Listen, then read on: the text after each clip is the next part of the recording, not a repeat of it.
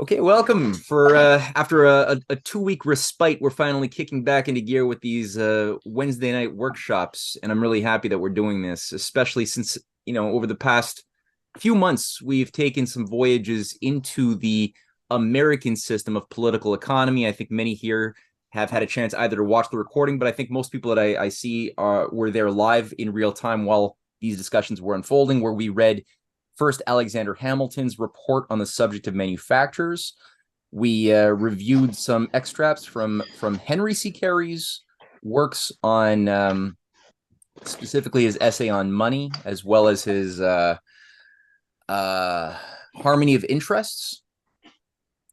And we also looked at some Vernadsky and some LaRouche as well, which sort of tied a lot of this together in a fun way. So today, Sam, who has done more work than most people that I know on original research, original writings, going back to the days of pre-American system cameralism, the days of Colbert and Vattel, and I mean, some really rich research. Sam has popped out the idea. Originally, it was to do lead a series of readings, maybe 3 or 4 weeks, on Thomas Paine's Common Sense, of which he did a wonderful class just a few weeks back. But Sam popped out a different proposition, which I really liked because I have never read Matthew Carey. So, Sam, I know you've prepared a few remarks to situate people's minds into the right place before we start reading. So, go for it. Okay. All right. Thanks, Matt. Thanks, everybody, for being here. And I hope that this will be a reading that you will all enjoy. As Matt said, I proposed this different view a little while ago because I was looking for an audiobook version, um, and I couldn't find this book anywhere, either Spotify, YouTube, typical places I go to find audiobooks. I have a fairly long commute every day, and I like to fill that time listening to books and podcasts and things like that. And I thought it would be a good idea to have a reading of Matthew Carey and the New Olive Branch. And I'll just give a bit of a background. Who is Matthew Carey? So um, many of us may be familiar with Henry Carey, who wrote The Harmony of Interests. He was Matthew Carey's son. And sometimes he's referred to as Lincoln's chief economic advisor. That was not an official title for Henry Carey, but um, he was sort of like the eminence grise of the Republican Party and of the protectionist faction in America at that time, and was the leading intellectual of that political economic school of thought. And Henry Carey, he started out actually as a free trader, maybe as a bit of a rebellion against his father, but he quickly realized the error of his ways and the wisdom of the protectionist American system of economics, and became a devout follower in the tradition of Alexander Hamilton, Henry Clay, his own father, Matthew Carey. So Matthew Carey, he was an Irishman. He was a Catholic, and he was actually kicked out of Ireland twice by the British, um, for writing Republican, anti-British writings, and he met Ben Franklin in France, and he went to work for Ben Franklin, and he emigrated. So he was printing for Ben Franklin, and he emigrated to America in 1784, right after the the Revolutionary War was won against the British, and he found that he had been recommended by Ben Franklin to George Washington and the Marquis de Lafayette. The Marquis de Lafayette gave him $400, which was quite a lot of money back then. Actually, it may have been £400. I can't remember what the currency was. Um, and with that, he set up his own print shop, and he became a leading advocate along with Alexander Hamilton and Tench Coxe, who was Hamilton's deputy secretary of the Treasury, fighting for a nationalist government with a national bank for undercutting the usurers who were who were loaning at high interest rates, and were stifling the development of the brand new American economy. And Matthew Carey became one of the leading publishers in America. He published Edgar Allan Poe. He also published James Fenimore Cooper. And in 1814, after the British had burned the White House in the War of 1812, Matthew Carey wrote the first olive branch, and it was called Faults on Both Sides, an appeal to mutual harmony and forgiveness. I might be butchering the title slightly, but basically what he was arguing against the factionalization that had happened in American society after the election of Thomas Jefferson. And he argued that both sides had made errors, and he called out both the Democratic Republican Party of Thomas Jefferson and the Federalist Party, and their don't forget, Hamilton had died in 1804, so the Federalist Party had fallen a fair ways from what it was at its peak of glory under Hamilton, to a party mostly of the pro-British Boston Brahmin faction, sometimes called the Essex Junto, of the Northeast, who were mostly merchants and traders, not manufacturers. And so they were very close to Britain. Matthew Carey openly called them traders. And, they were pro-free trade. They were against the protectionist system. And the olive branch went on to become hugely successful in America. I believe for much of the 1800s, the Bible was the only book which sold more copies for many decades than the olive branch. And Matthew Carey, for the rest of his life, was known as the author of the olive branch, first and foremost. And so a new generation of nationalist, protectionist leaders comes up under Matthew Carey, Henry Clay, John Calhoun, President Monroe, John Quincy Adams. And so Matthew Carey writes this new olive branch, which we will read tonight, to argue explicitly for this the American system of economics, this protectionist, pro-development, pro-manufacturing school of economic thought.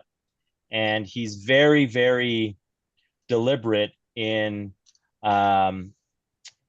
calling out Adam Smith, and the British free trade doctrine as antithetical to American interests, and really like following the free trade system will lead to the ruin of the country. So anybody who's interested in this history of this economic system and appreciates finding these lesser known books on the topic, I think will really enjoy this read. And it's not a particularly difficult read. Matthew Carey was quite a gifted writer, and so and hopefully you'll enjoy as much as I do. So Matt, I think if we want to start the screen share, maybe start at the title page. Like so? Yeah, so that's at chapter 1, and if you just scroll up a little bit to the title page of the New Olive Branch, just to show everybody so if you actually read the first Olive Branch, you can see the continuity. The title page is very similar to his first book, The Olive Branch, and he says an attempt to establish an identity of interest between agriculture, manufacturers, and commerce, and to prove that a large portion of the manufacturing industry of this nation has been sacrificed to commerce, and that commerce has suffered by this policy nearly as much as manufacturers.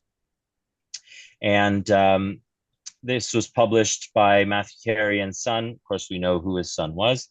1820. So a few years from now, John Quincy Adams, who was a great ally of Matthew Carey and of Henry Clay, will become president. And thanks to Matthew Carey and the Olive Branch, this era in American history is known as the era of good feelings, where Matthew Carey effectively destroyed the political reputations of both the Boston Brahmin, Essex Junto, of the Federalist Party. The Federalist Party was destroyed by this point, and the Democratic Republican Party was the only one that remained. And so all of the manufacturers joined. It was basically like a one-party system for a while until Andrew Jackson, actually. And it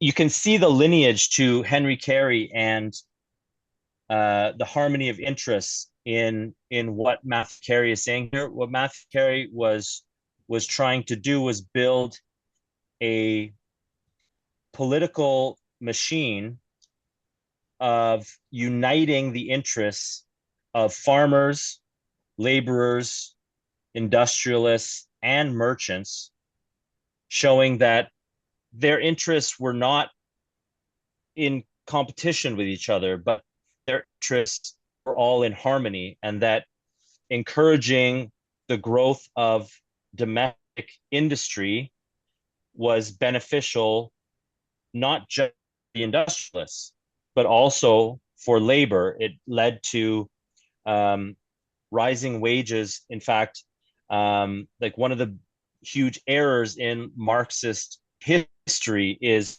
the idea that industrialization leads to like the poor working conditions that were seen in some of England's factories. Because of course Marx lived so long in England, that was what he was exposed to. But America had a very proud tradition in the North of very high wages. In fact, America in the 1800s in the Northeast had some of the highest wages for labor in the entire world. And this was a very proud tradition in America that Matthew Carey argued was a direct consequence of the promotion of industrialization, and that through promoting in industry, the farmer and the laborer and the merchant are all better off as well, not just the industrialist. So he built this really powerful political coalition between all of these factions who previously believed that their interests were all in competition with one another. And I think there's great lessons to learn from this even today. That we have like a hyper divided, hyper polarized society right now in the West, and I think that there's quite a lot to learn from this today. So yeah, Matt, I think we could start at chapter 1, and I'll read chapter 1 and then I'll pass it off to somebody else. Hopefully we can get through the first 3 chapters today. That's my goal. If we don't, no problem at all. We will go as quickly or as slowly as we want. We can interrupt at any time with comments, with questions. And anybody who is interested in reading, please just leave a comment in the chat so we know the people who are interested in reading tonight. Sounds good. Okay, so let's start. The New Olive Branch, chapter 1. So he gives little bullet points at the start of each chapter of the major topics of each chapter. So he calls the major points of chapter 1 preliminary observations, the state of the nation, whence it arises, short-sighted policy, decline of commerce inevitable, substitutes ought to have been provided for the superfluous mercantile capital, talent, and industry. It is impossible for anyone who can say with Terence, I am a man interested in whatever concerns my fellow men, to take a calm and dispassionate view of the existing state of affairs in this heaven-favored land, without feeling deep distress and a melancholy conviction that we have made lamentable waste of the immense advantages, moral, physical, and political, we enjoy. Advantages rarely equaled, scarcely ever exceeded, and that our erroneous policy has, in 5 years, produced more havoc of national wealth, power, and resources, and more individual distress than in a period of profound peace has taken place in the same space of time within 200 years in any nation of Europe except Portugal. There's a little and he footnote has a there. little asterisk here. Yeah. Other nations usually and naturally recover in peace from the injuries inflicted by war. We rose in war and alas are sinking in peace. What an awful view. That governments are instituted for the protection, support, and benefit of the governed is a maxim as old as the dawn of liberty in the world. The administrators are the mere agents of their constituents, hired to perform certain duties, for which they are here paid liberal salaries. The grand objects of their care are the security of person, security of property acquired, and in the acquisition of property, with the right of worshiping God as each man's conscience dictates. And government, by whatever name it may be called, is only estimable in proportion as it guards those sacred deposits. Our dear-bought experience proves that the happiness of individuals and the prosperity of nations are by no means proportioned to the excellence of their forms of government. Were that the case, we should rank among the happiest of nations, ancient or modern, whereas unfortunately at present we occupy a low grade.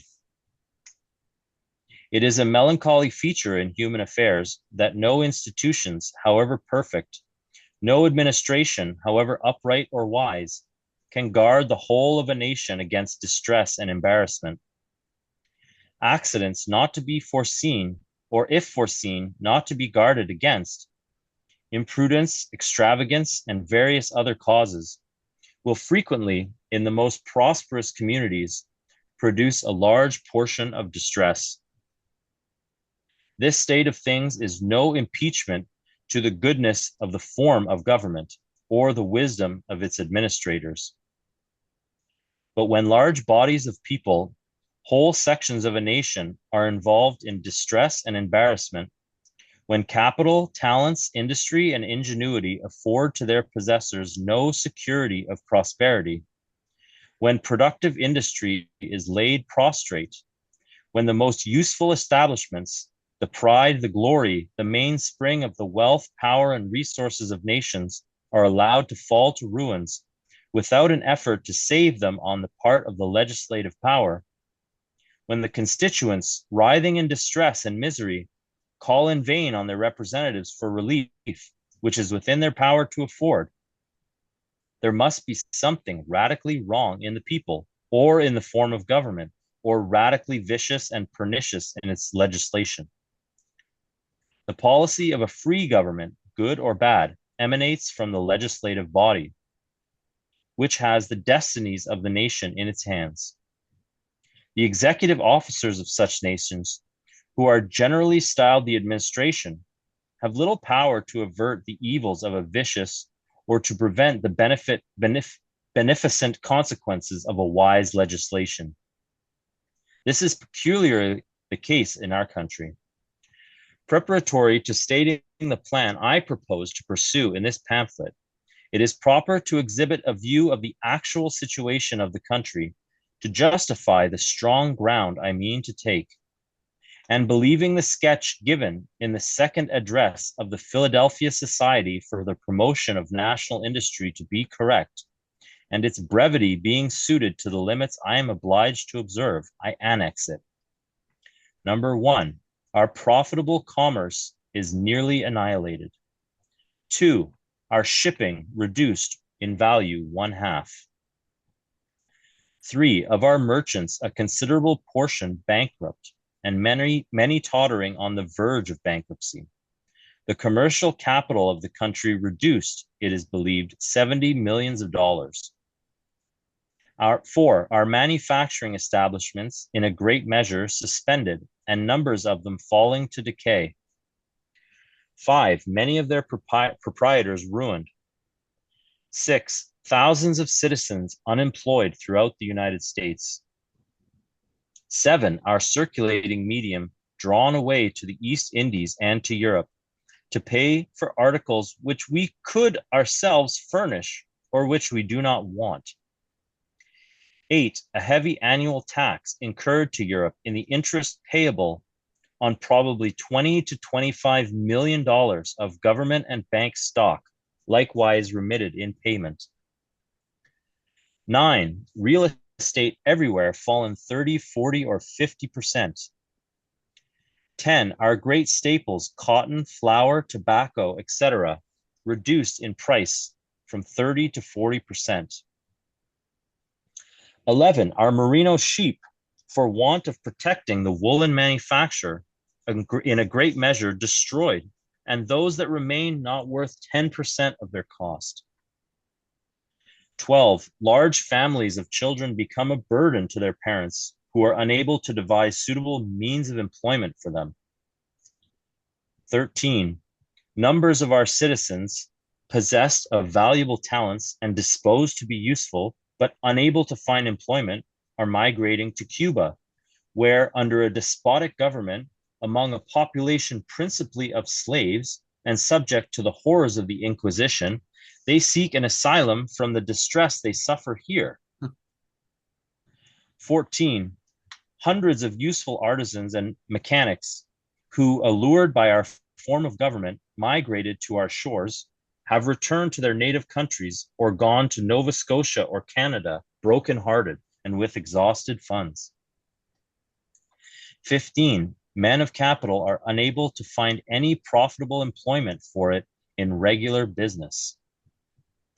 16, citizens who own real estate to a great amount have large debts due them, and immense stocks of goods, cannot mortgage their real estate, dispose of their stocks, but at extravagant sacrifices, nor collect their debts. 17, citizens possessed of great wealth have it in their power to increase it immoderately by purchasing the property of the distressed, sold at ruinous sacrifices by sheriffs, marshals, and otherwise, thus destroying the equality of our citizens and aggrandizing the rich at the expense of the middle class of society. 18, the interest of money extravagantly usurious. 19, distress and misery to an extent not to be conceived but by those who have an opportunity of beholding them, spreading among the laboring class in our towns and cities. 20, bankruptcy and poverty producing an alarming increase of demoralization and crime. 21, the attachment to our government liable to be impaired in the minds of those who are ruined by the policy it has pursued. 22, after having prostrated our national manufacturers, lest we should injure the revenue itself fails, and we are likely to be obliged to recur to loans or direct taxes to meet the exigencies of the government. 23, numbers of banks in different parts of the Union deprived of their specie by the extravagant drains for Europe and the East Indies, obliged to stop payment. 24, legislatures driven by the prevalence of distress to the frightful measure of suspending the collection of debts. That such an awful state of things could not exist in a time of profound peace without some great natural calamity, some radical defects in the people, great vice in the form of government, or an unsound system of policy will not be controverted. Our distresses do not arise from any natural calamity. None has befallen us, nor from the people. They are shrewd, intelligent, industrious, active, and enterprising to a high degree. A wise legislator or statesman could not desire sounder materials to form the structure of a happy and prosperous society and render his name immortal. Nor from the form of government. That, like every work of man, it has defects, must be conceded. But that it is the best the world ever witnessed is susceptible of full proof on fair comparison with any that at present exist or that ever existed. They are therefore chargeable to our policy, which, I repeat, emanates from our general legislature, to whom, if our evils are not irremediable, we must apply for relief.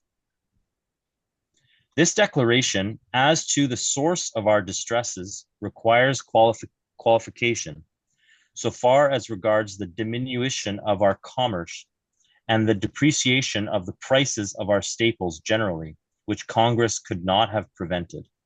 Cotton is an exception. For the ruinous reduction that has taken place in that article, they are answerable to their country. They might have readily made a domestic market which would have preserved the price from any material depreciation and saved the cotton planters above $7 million, and the merchants who purchased before the reduction nearly $4 million. Had our statesmen considered the subject profoundly as their duty demanded, they might have readily foreseen that the new state of affairs throughout the world required a total change of policy.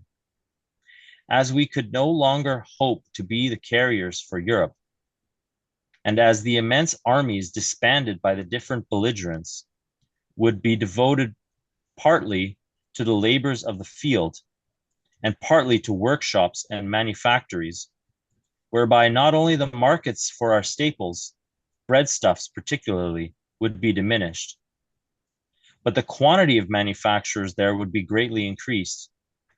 It required but little sagacity to see that a large portion of the talents, the capital, and the industry of our merchants would be bereft of their usual employment, and that every motive of policy and regard for the public and private welfare required that some other channel be opened to give them activity.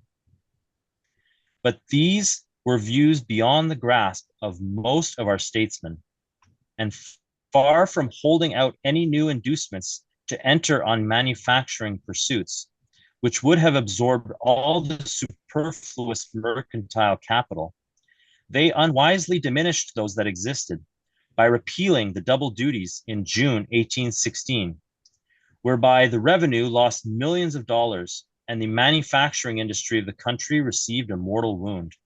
Yeah, for those who don't know, you want to just say quickly what double duties means?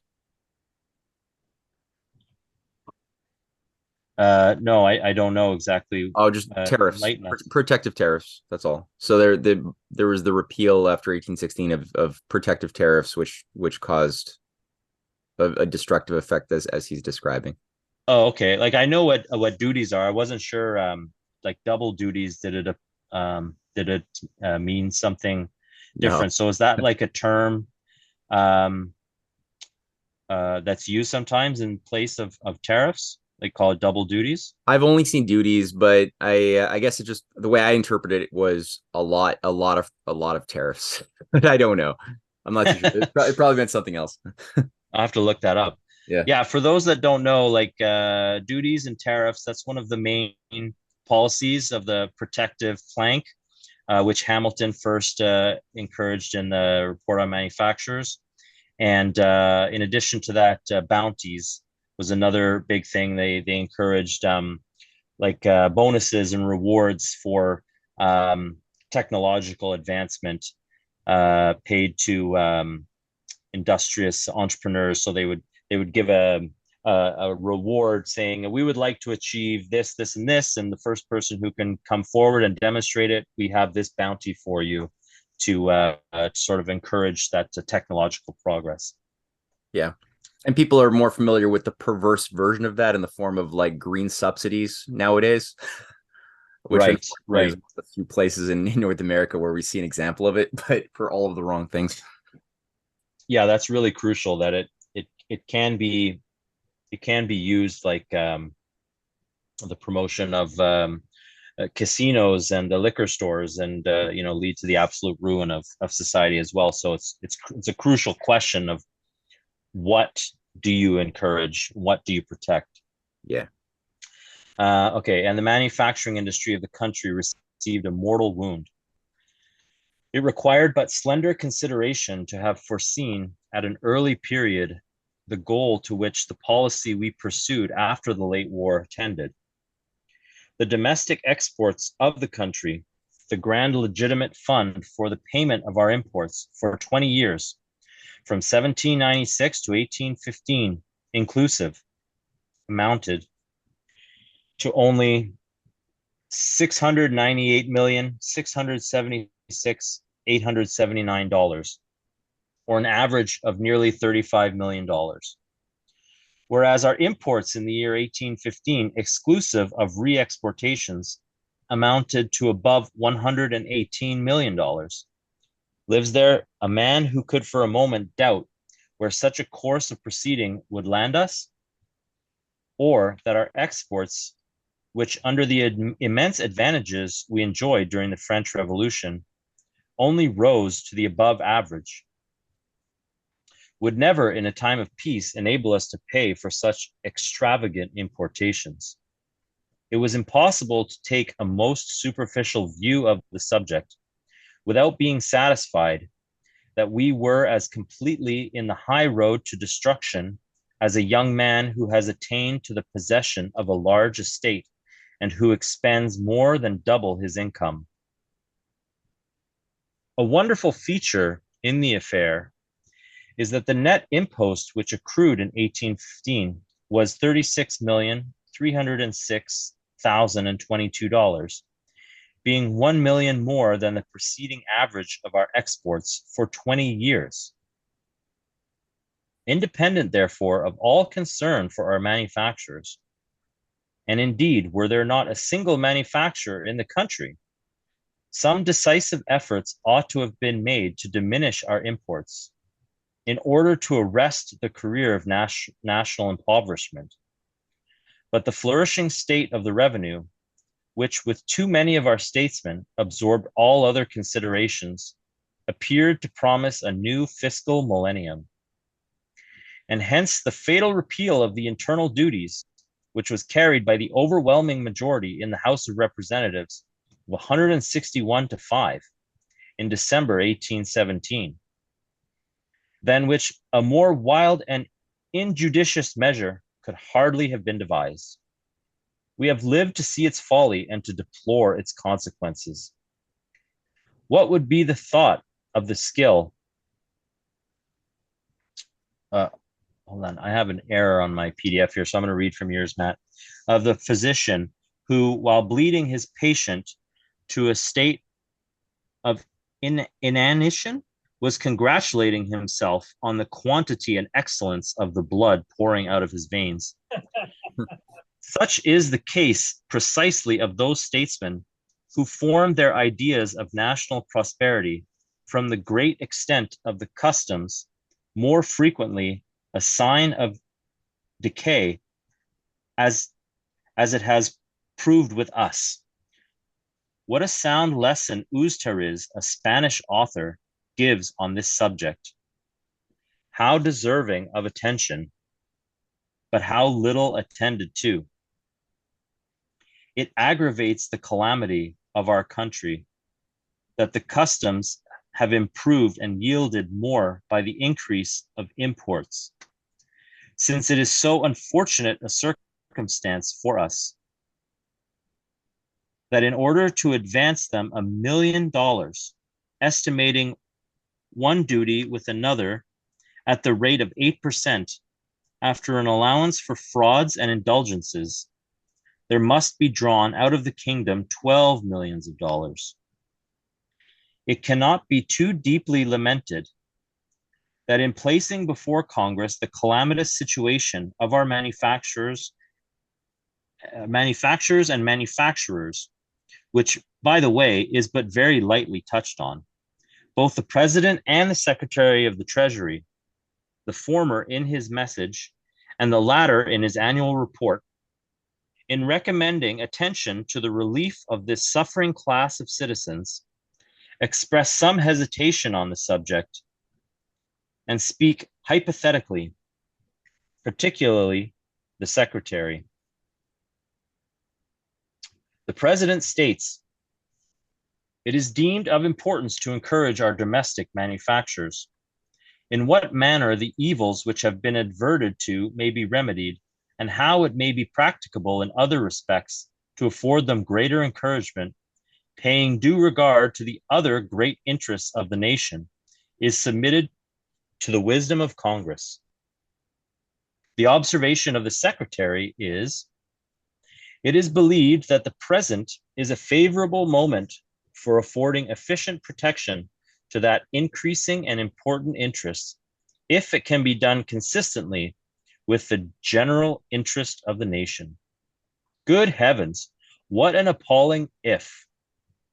Was there ever such an unlucky word introduced into a public document? If it can be done consistently with the general interest of the nation. As if a statesman could for an instant doubt whether protecting and fostering the national industry, reducing our imports or expenses, within our exports or income, and arresting the progress of distress and decay, could in any possible case be otherwise than consistent with the general interest of the nation. As if it could be a matter of doubt whether the contingency of a farmer or planter paying $20, $30, or $40 more per annum, supposing that to be the case, which I shall prove to be as destitute of foundation as the sublime theory that this earth rests upon a tortoise, is to be put into competition with the bankruptcy of our manufacturing capitalists, the beggary of our working people, and the impoverishment of the nation.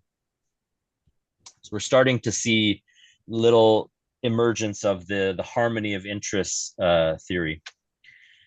Intending to investigate the rise and progress of the calamities of this country, I shall divide the subject under the following heads. Number 1, the present calamitous state of affairs and the causes. 2, the state of the nation from the Peace of Paris till the year 1789. 3, the adoption of the federal constitution, the consequences of that measure, the tariff of 1789, fatal errors, and Mr. Hamilton's report. 4, the tariff of 1804. 5, the declaration of war, this disgraceful situation of the country. 6, the state of the nation at the close of the war. 7, Mr. Dallas's tariff. 8, the ruin of the manufacturers and decay of their establishments. 9, the dilatory mode of proceeding in Congress. 10, the destruction of industry in Pennsylvania. 11, erroneous causes assigned for the existing distress. 12, the complaint of taxing the many for the benefit of the few. Sounds familiar. 13, immense advantages enjoyed by the farmers and planters for 30 years. 14, the fallacy of the clamors on the ground of extortion. 15, the advantages to agriculture from manufacturing establishments. 16, general reflections on commerce in the view of that of the United States. 17, fostering care of commerce by Congress. 18, contrast between the conduct of the British government and that of the United States. 19, advantages that might have arisen from the proper encouragement of manufacturers by the accession of immigrants. Some of my friends have endeavored to dissuade me from using the freedom of style which prevails in this work. They declare it imprudent, as likely to irritate Congress and prevent their attending to the applications of the manufacturers. I have duly weighed this very prudent advice and cannot persuade myself to adopt it. The manufacturers require no favors. They only seek justice.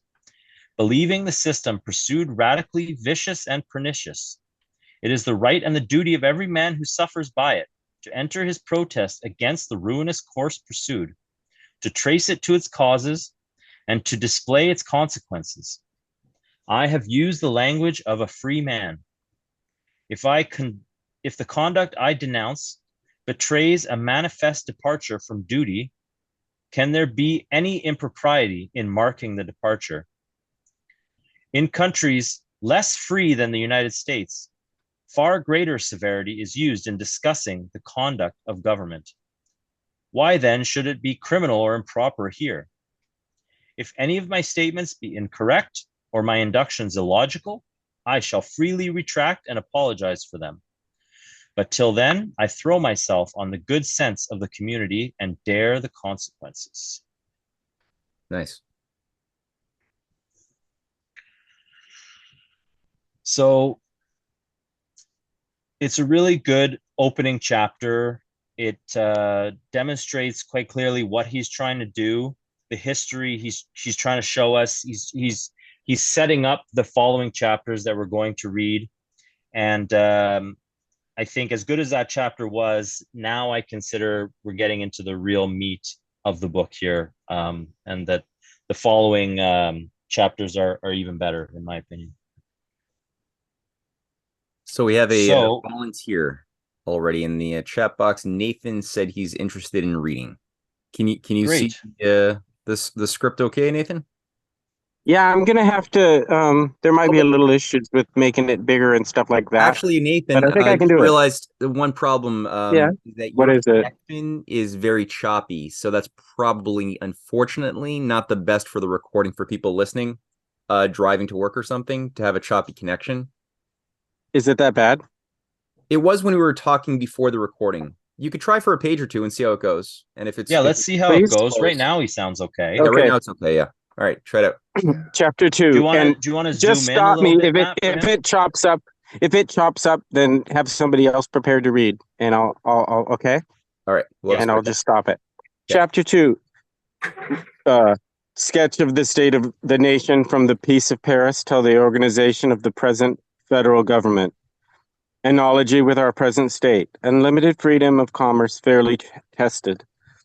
At the close of the Revolutionary War, the trade of America was free and unrestrained in the fullest sense of the word.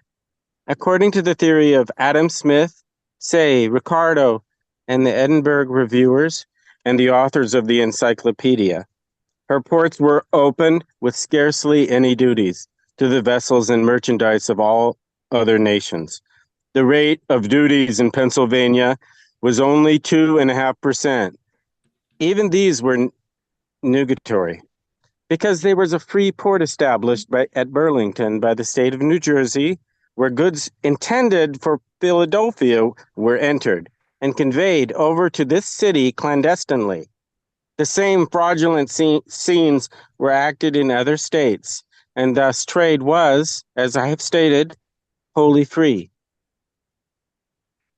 If enthusiasts did not too generally scorn to trammel themselves by attention to facts, which are so very troublesome, and refuse to be dovetailed into their specious theories, this case would settle the question of unrestrained commerce forever and prove that the system ought to be postponed till the millennium. When it is possible, it may stand a chance of promoting the welfare of mankind. But till then, woe to the nation that adopts it. Her destruction is sealed. To a theorist, facts are stubborn things, not unlike those formidable obstructions in the Mississippi, which, in the elegant direction of the navigators of that immense river, are called snags and sires. When their barks come in contact with them, a wreck ensues. They are therefore take all imaginable care to avoid them. Thus it is with the true theorist. He carefully avoids all the facts that endanger his system, how strong or convincing soever they may be. This saves an immensity of trouble. Hence, in some of the grand systems of political economy, which have acquired great celebrity, you may travel through 50 or 100 pages together of the most harmonious prose, all derived from a luxuriant imagination, without your career being arrested by a single fact. But on a little reflection of examination, you may as readily find a single fact recorded elsewhere in 10 lines, which diminishes the whole. From almost every nation. Mm-hmm. I said demolishes the whole even worse than diminishes. It from almost every nation in Europe, large shipments were made to this country. Many of them were most ludicrous kind, which implied an utter ignorance of the wants, the situation, and the resources of the United States. Among the rest, the recesses of Monmouth Street in London and Plunkett Street in Dublin, the receptacles of the cast-off clothes of the two metropolises, were emptied of a portion of their contents, for it was supposed that the war had rendered the nation destitute of everything, even a covering. Happy was the man to his country, which the misguided Europeans supposed an El Dorado, where everything was to be converted into gold with a cent per cent profit at least. Goods often lay on the wharves for many days for want of storeroom. Houses rent rose to double and treble the former rates. The importers and consignees at first sold at great advances and believed they were rapidly indemnifying themselves for the deprivations and sufferings of the war. But those glorious times soon came to a close, like those of 1815. From daydreams and delusive scenes of boundless wealth, the citizens awoke to pinching misery and distress. The nation had no mines to pay for her debts, and industry, the only legitimate and permanent source of individual happiness and national wealth, power, and resources, was destroyed, as it has recently been by the influx and finally the depreciation of price and the imported articles. For the quantity on hands being equal to the consumption of 2 or 3 years, of course, the great mass of goods fell below cost, often to half and 1/3. All our citizens were at once converted into disciples of Adam Smith. They purchased every species of goods cheaper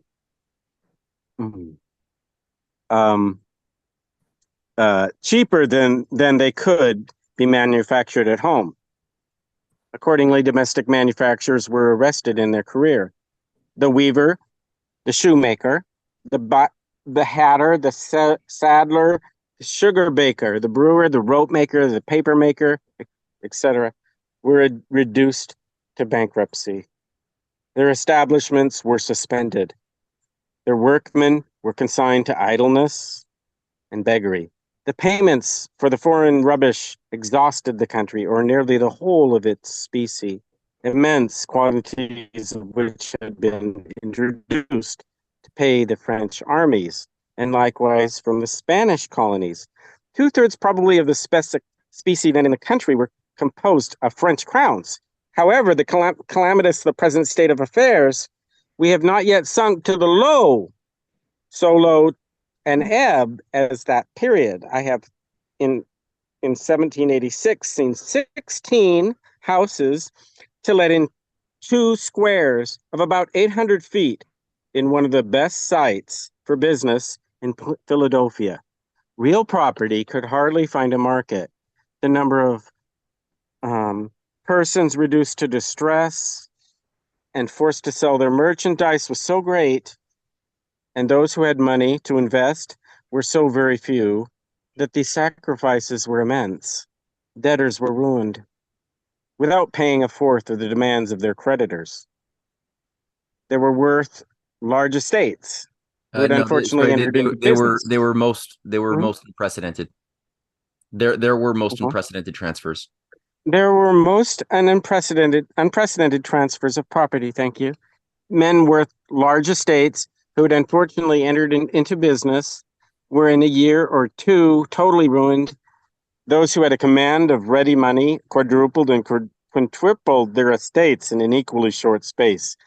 Confidence was so wholly destroyed, the interest rose to 2, 2.5%, and 3% per month, and bonds and judgments and mortgages were sold at a discount of 20, 30, 40, and 50%. In a word, few countries have experienced a more awful state of distress and wretchedness. Hey, Sam, is he talking about the immediate period after the War of 1812 After was finished? 1783. Oh, 1783. Okay. Sorry, I fell off the track there. Yeah. No, I was wondering that myself. Absolutely. I was like, okay, the war, and it was 1812. Okay, so Okay. after the Revolutionary War.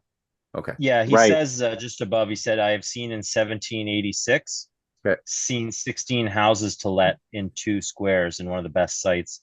And at the start of the chapter, he said, a sketch of the state of the nation from the Peace of Paris till the organization of the present federal government. That was in 1789.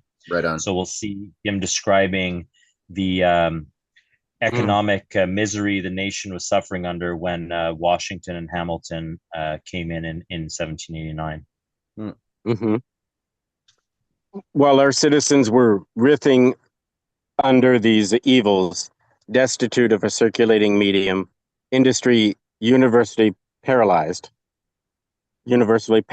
thousands everywhere deprived of the means of supporting their families, bankruptcy daily, swallowing up in a vortex are merchants, tradesmen, manufacturers, and artisans.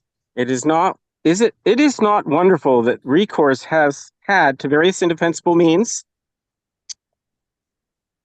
to palliate the evils. The real source, that is the want of an adequate tariff to protect national industry by high duties and prohibitions, was not explored. And even if it had been, there existed no authority competent to apply a remedy. Among the expedients employed, emissions of paper money, legal tenders, appraisement acts, and suspensions of the operation of courts of justice in regard to the collection of debts were the most prominent. These were but universal palliatives of an order arising solely, I repeat, from the destruction of the national industry, and which nothing but its resuscitation could remove.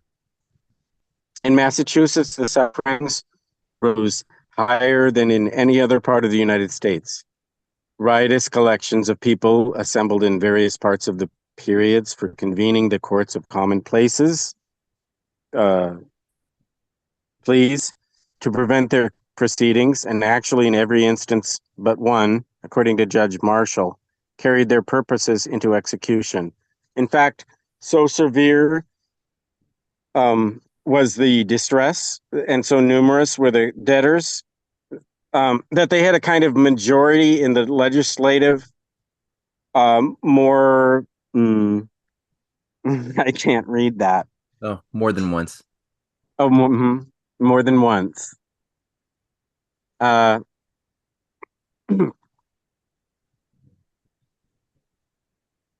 um,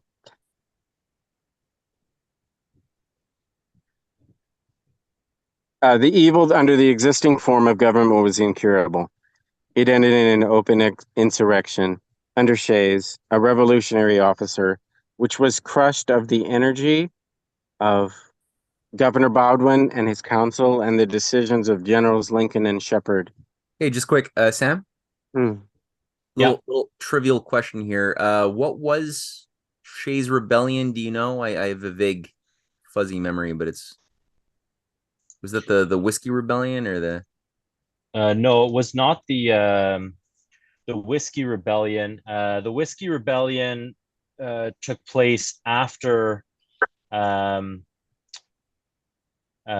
Washington came in. I believe the Whiskey Rebellion was in Pennsylvania. I have to look that up.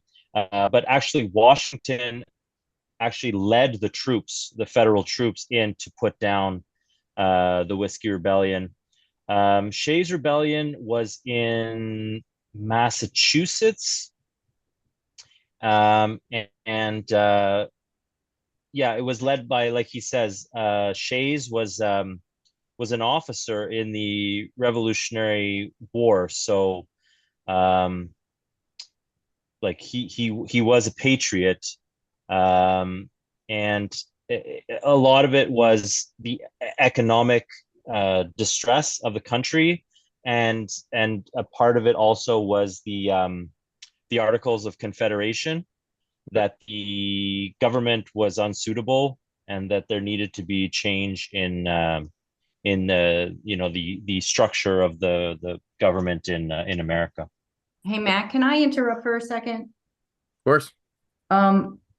So Shays' Rebellion was the fact that there were so many, I guess, foreclosures because the former military couldn't, I guess, pay their debts because they were not being paid.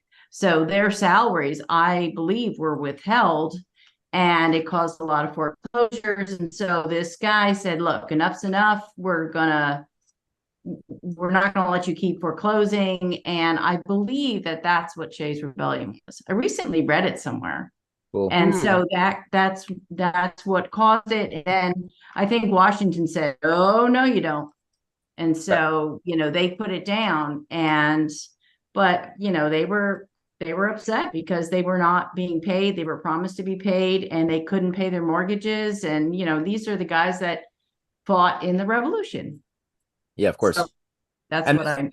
Yeah, Yeah, no. just one thing. It was not Washington who put down Shays' Rebellion. That was the Whiskey Rebellion. So who president? There was no president because it was the Articles of Confederation. So I still think they sent. Could they have sent Washington in there though? It wasn't Washington. It was what he said earlier was General Lincoln. And Okay. Shepard. Yeah. Okay. Interesting. Generals Lincoln and Shepard. Yeah. But yeah, Some idea. Yes, sorry. It's all just very important to keep in mind that this is the period before the Constitution, that he's just painting the picture of the economic havoc, right, and disarray caused by the lack of any coherence in the nation that created all of these problems pre 1789 Constitution. So we're in that period of insanity. Yeah, and it divided the founding fathers. as well. Jefferson was very supportive of Shays' Rebellion, whereas George Washington had been arguing for constitutional reform for a while, and it only served to steel his resolve even more that we need a change in this country. The current state of affairs is not adequate. So Jefferson, he was sympathetic to Shays' rebellion. Maybe you've heard Tree of Liberty must be refreshed from time to time with the blood of patriots and tyrants. Jefferson actually wrote that about Shays' Rebellion. Oh wow. Some idea may be entertained of the state of public affairs, quite as deplorable as those of the individuals, from the circumstances that Governor Bedwin, having raised 4,000 militia against the insurgents, there was not money enough in the treasury to support that small army for 1 week, and they could not have been marched but for the patriotism of a number of public-spirited individuals who subscribed the sum necessary for the purpose. The insurrection produced a salutary effect by spreading a conviction of the utter inefficiency of the existing form of government and of the imperious necessity of adopting a new one. The difficulty under which the federal constitution labored in its progress, notwithstanding the impetus it received from this alarming event, showed that it would have probably failed of success had not the public distress arrived at its highest pitch. Those of our citizens who ascribe to the existing calamities to the baleful career of the banks are advised to consider this parallel case, wherein banks had no agency. When the war closed, there was one bank in the United States, that of North America, located in the city of Philadelphia, with a capital of $400,000. And in 1788, when distress and misery exonerate the state, many of these citizens, they came to cast. That's there's kind of a typo unintelligible. thing. That's a broken page. No idea what it's saying. Okay. So they cast something to discover the source belief or affected to believe that they sprang from the operation of this institution. Accordingly, petitions were presented to the legislature to repeal its charter. Counsel were heard at the bar of the House for and against the bank. The late respected Judge Wilson in defense, and Jonathan Dickinson Sargent, father of the present member of Congress from Philadelphia, in opposition. State, let it be observed, was then divided into two parties, very violently embittered against each other. The repeal was quite their party question and decided by party views. The majority in the legislature were hostile hostile to the institution and repealed the charter, which measure they regarded as a sovereign remedy for all the existing evils. Had the repeal been effectual, would have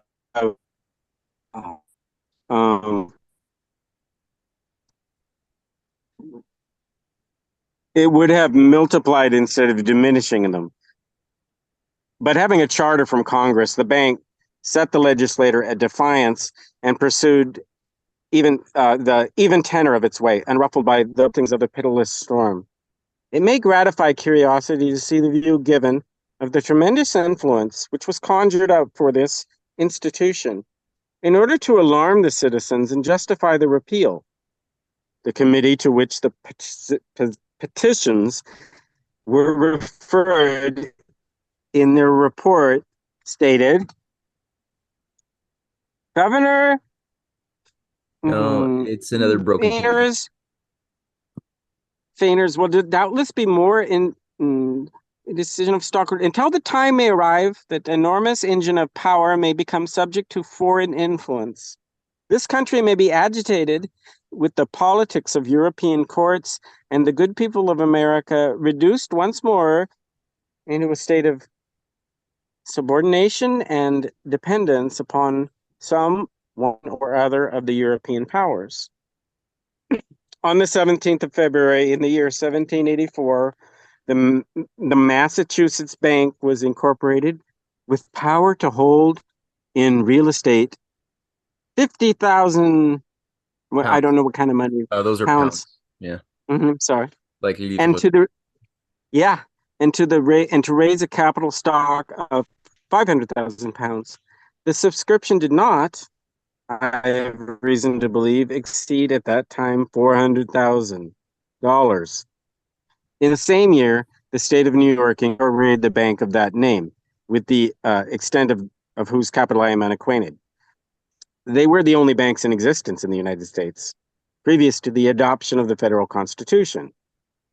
And as distress and embarrassment equally pervaded those states, there were none. It is absurd to ascribe the evil to those institutions where they existed. In North Carolina, there were 2 emissions of paper money with a legal tender from 1783 to 1787. They depreciated 50% in a short time. The following extracts will convey a tolerably adequate idea of the state of affairs during the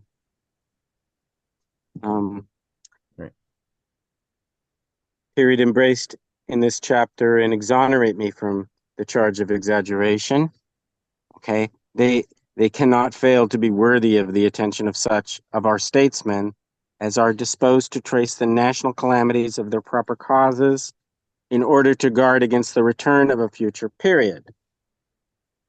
In every part of these states, the scarcity of money has become a common subject of complaint. This does not seem to be an imaginary grievance like that of hard times, of which men have complained in all ages of the world. Okay, the misfortune in general, and in many cases, is severely felt.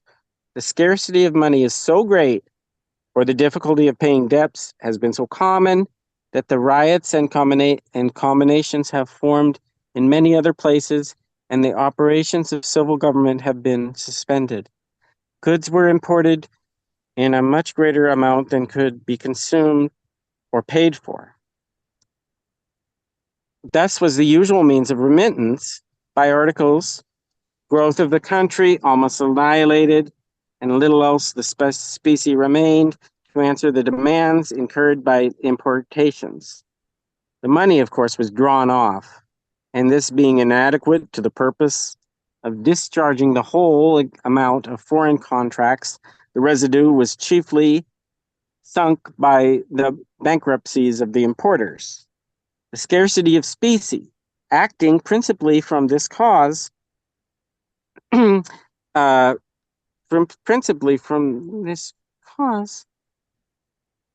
attended with evident consequences. It checked commercial intercourse through the community and furnished reluctant debtors with an apology for withholding their dues, both from individual and the public. Dr. U. Williamson. You want me to read that? Okay. No, it's fine. An opening of their ports, an immense quantity of foreign merchandise was introduced into the country, and they were tempted by the sudden cheapness of imported goods and by their own wants to purchase beyond the capacities for payment. Into this indiscretion, they were some measure beguiled by their own sanguine calculations on the value which a free trade would bestow on the produce of their soil, and by a reliance on those evidences of the public debt which were in the hands of most of them. So extravagantly, too, did many estimate the temptation which equal liberty and vacant lands would hold out to immigrants from the old world. as to entertain the opinion that Europe was about to empty itself into America, and that the United States would derive from the source such an increase of population as would enhance their lands to a price heretofore not even conjured. Just quickly, I just want to see the author. This is okay. Marshall's Life of Washington. Okay. Okay, so Right. So okay, the there was bonds a of men. presumption that Yeah, allowed people to be corrupted, I guess he's alluding to, with this idea that if we have free trade and we have this mass immigration from Europe receiving us, then we're going to have necessarily an increase of the price of our lands, and thus we can now speculate on that future wealth that we're going to enjoy. So we can now buy more goods and get more into debt, buying things that we can't necessarily afford on these presumptions that we're going to have all this future wealth, which didn't actually happen, yeah. resulting in Yeah. calamity. Yeah. The bonds of men whose competency to pay their debts was unquestionable, okay, could not be negotiated. But at a discount of 30, 40, and 50%. Real property was scarcely veritable. Vendable, like sellable. Vendable. Could hardly I've never sell heard it. that. Okay, yeah, I see now. Okay. And the sales of any articles for ready money could be made only at a ruinous loss. The prospect of extricating the country from those embarrassments was by no means flattering. Whilst everything else fluctuated, some of the causes were which produced this calamitous state of things were permanent. The hope and fear still remained. The debtor party would obtain the victory at the elections. And instead of making the painful effort to obtain relief by industry and economy, many rested all their hopes on legislative interference. The mass of national labor and national wealth was consequently diminished. But the public treasury did not afford the means of keeping this force under Lincoln in the field of a single week. And the legislature, not being in a session, the constituted authorities were incapable of putting the troops in motion. The difficulty was removed by individual patriotism. Excuse me. Property, which brought to sale under execution, sold at no low a price. So low a price. So low a price as frequently ruined the debtor without paying the creditor.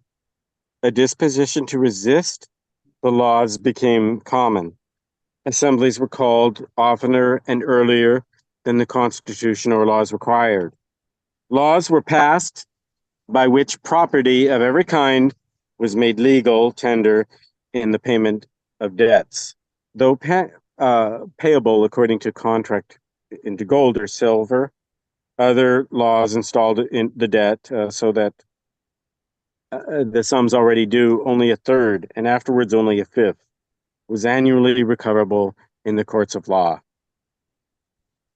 Silver and gold, which had circulated largely in the latter years of the war, were returning to the usual course of trade in those countries whence large quantities of necessary and unnecessary commodities had been imported.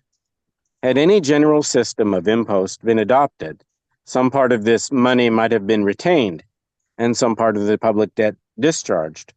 But the power of Congress did not extend to this subject, and the states were not united in the expediency of delegating new and sufficient powers to that body. The partial imposts, led by some of the states, were ineffectual, as long as the others found their interest in omitting them. The people of New Hampshire petitioned, and to gratify them to the legislature enacted that when any debtor shall tender to his creditor in satisfaction of execution for debt, either the real or personal and insufficient, the body of the debtor shall be exempt from imprisonment and the debt shall carry an interest of 6%. The credit being at liberty either to the creditor being at liberty either to receive the estate so tendered at a value estimated by 3 appraisers, or to keep alive the demand by taking out all alias within 1 year after the return of any former execution and levying it on any estate of the debtor which he can find. Okay.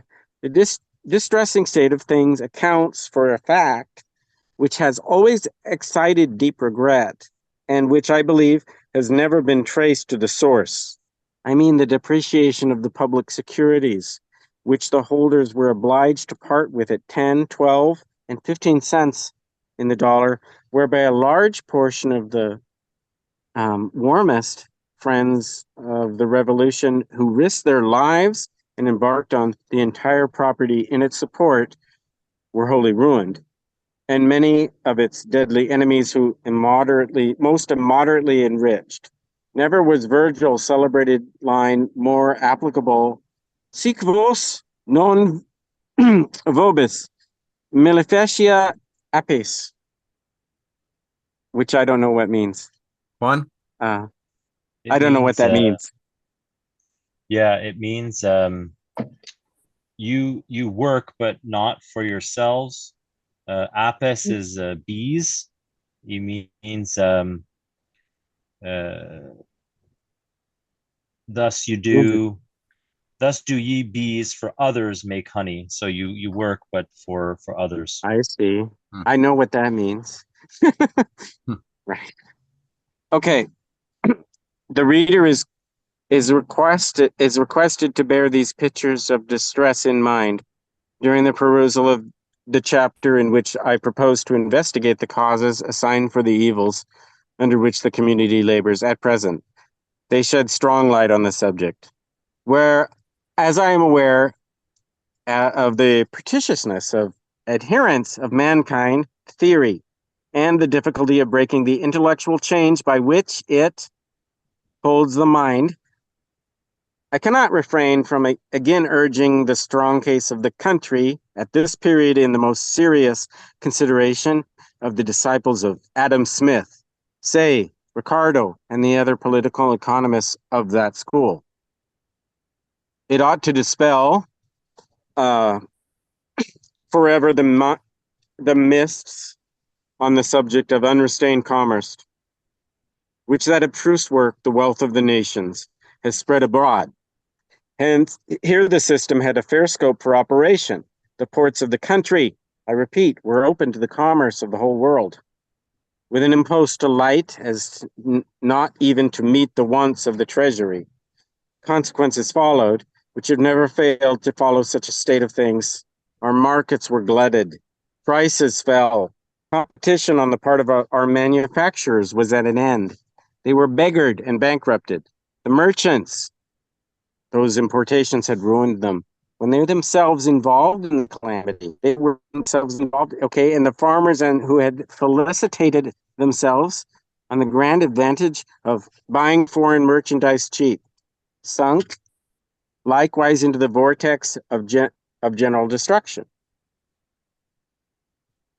Would to heaven that the precious and the invaluable lessons these facts afford may not in... Can you scroll up a little? Right. Okay. Yep. Would that to heaven that the precious and invaluable lessons that those facts afford may not in future be thrown away on our statesmen and on the nation at large. Had they been duly attended to at the close of the late war, the United States, instead of affecting scenes they now exhibit, would present a picture of prosperity, public and private, which would have realized the fondest anticipations of the philosophers of both hemispheres, anticipations which have been most lamentably disappointed, and the baseless fabric of a vision scarcely left a trace behind.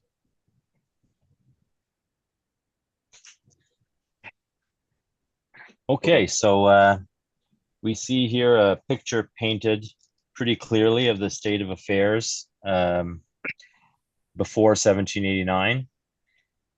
Chapter 3, it deals with the adoption of the federal constitution and its happy effects, the utter impolicy of the tariff, manufacturers and manufacturers not protected, Hamilton's celebrated report, glaring inconsistency, the excise system and its unproductiveness. Anybody else here who would like to read? I think, Matt, I don't know about you, but I think maybe we could do this chapter and call it a night. Absolutely. Until next week. Yeah, and I think we're making pretty good progress in the pacing. So while I thought originally that we wouldn't necessarily finish this small book, I'm starting to think it's viable. So yeah, let's do this last chapter, and then we'll try to do 3 more next session. So we need a volunteer, unless I am to read again.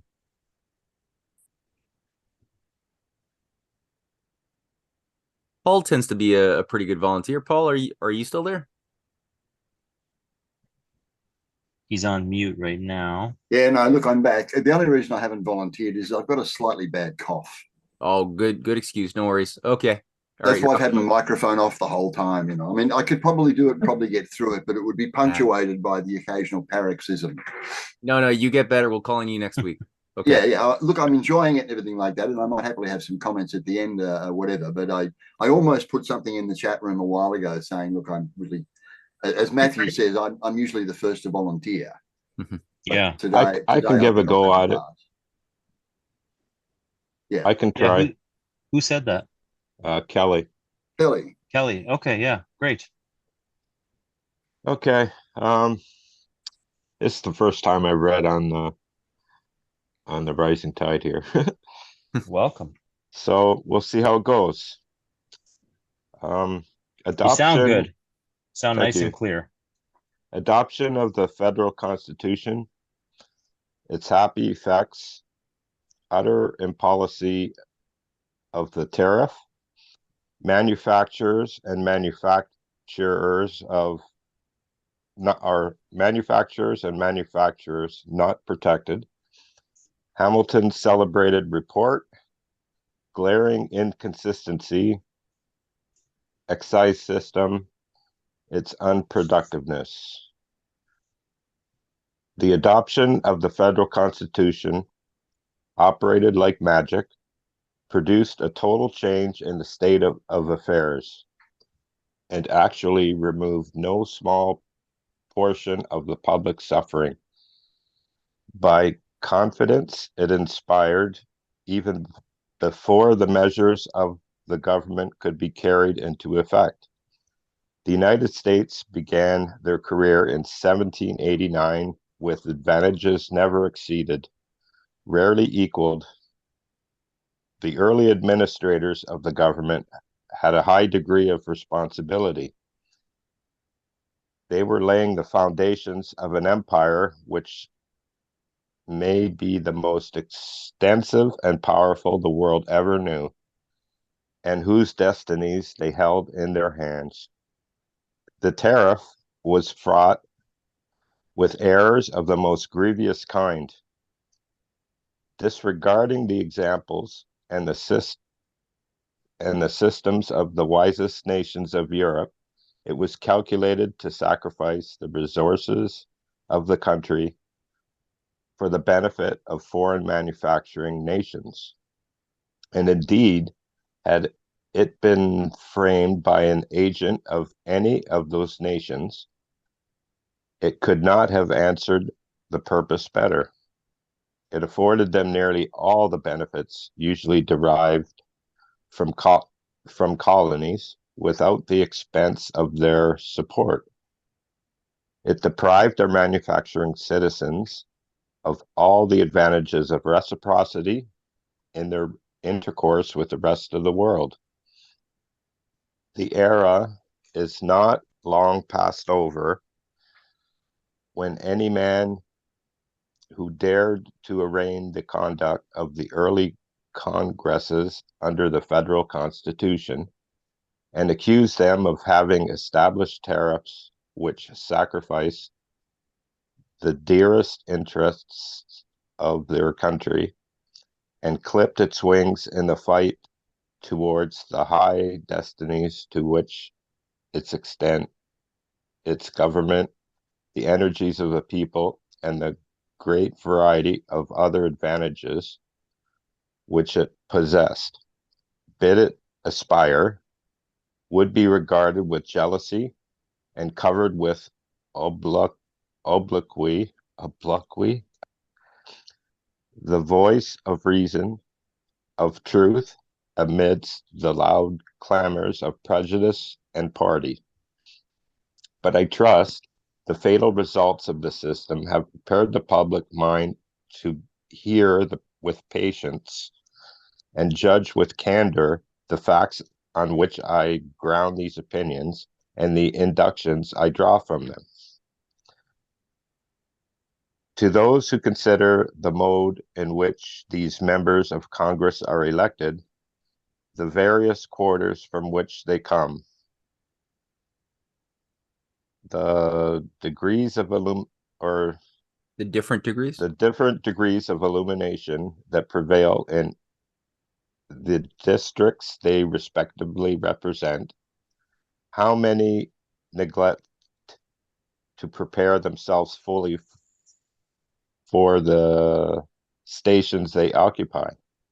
It will not appear wonderful that the views of a portion of them are contracted and do not embrace on a broad and comprehensive scale the interests of the nation as one grand whole. The want of adequate protection to productive industry of the manufacturers, conspicuous in the first and the succeeding tariffs, may be accounted for from the concurrence in one object, or 4 descriptions of citizens whose particular views, however, were entirely different. 1, the most influential members of mercantile class have appeared at all times jealous of the manufacturers and been disposed to regard adequate protection to them as injurious to the prosperity of commerce. Hence, they have too generally and too successfully opposed prohibitions and prohibitory duties as limiting their importations of bale goods. Although there are many gentlemen of this class whose views are expanded and liberal, there is a large proportion whose opposition remains unabated. 2, the agriculturalists, too, have been equally jealous of the manufacturers, opposed the imposition of duties adequate to the protection of their fellow citizens, and not allowed a single article to be prohibited. They dreaded an extravagant rise of price as a necessary result of securing the home market to our own citizens.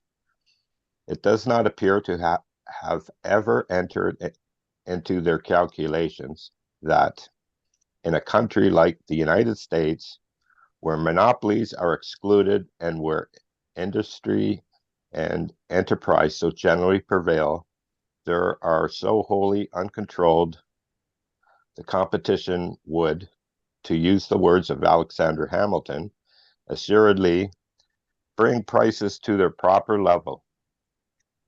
3, the third description comprised the disciples of Adam Smith, who contended that trade ought to be allowed to regulate itself, that commerce should be left unrestrained, that all nations ought to buy wherever they could procure articles cheapest, etc., etc. 4. The fourth class considered themselves and were regarded by others as of a higher order. The whole of their political economy was, however, confined with very narrow limits. It never traveled beyond the collection of revenue. It never traveled beyond the collection of revenue. The ways and means were their alpha and omega, their sine qua non. Provided the treasury was overflowing, they had neither eyes, nor ears, nor tongue for any other object. The spread of bankruptcy throughout our cities, the decay of splendid manufacturing establishments, the distress of thousands of useful men, the wailings of helpless women and children, never excited any alarm. The importation of foreign goods to the amount of $60 million, which exhausted the country of its specie, produced almost universal distress, devoted thousands of workmen to idleness, and part of them to beggary, was a subject of rejoicing, for it brought $15 million into the treasury. This was a salve for every sore, the panacea, which, like the waters of the Jordan, cleansed off all the ulcers and foulness of the body politic. This statement may appear too severe, but I beg the reader will not decide on the correctness or incorrectness of it till he has read the chapter on the contumelious and unfeeling neglect of the pathetic applications of the manufacturers to Congress for the relief in 1816, 1817, and 1818. The views of these four descriptions of citizens were aided by the extensive prevalence of a host of prejudices which sedulously